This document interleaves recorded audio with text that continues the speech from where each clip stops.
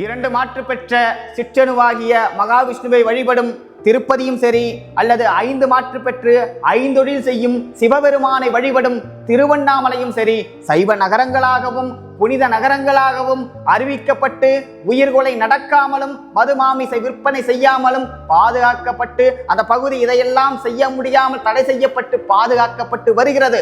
ஆனால் ஒரு மாற்று முதல் இவ்வளவு என்று அறியப்படாத அளவிற்கு ஆன்மாக்களை, இந்த சிற்றணுக்களை வேதிக்கும் வேதியரான அனாதி ஆதியரான சர்வ வல்லமையை பெற்ற அருட்பெரும் ஜோதி ஆண்டவர் நாளை திருநடனம் புரிய போகின்ற இந்த வடலூர் மண்ணில் என்னவெல்லாம் கொடுமை நடக்கிறது.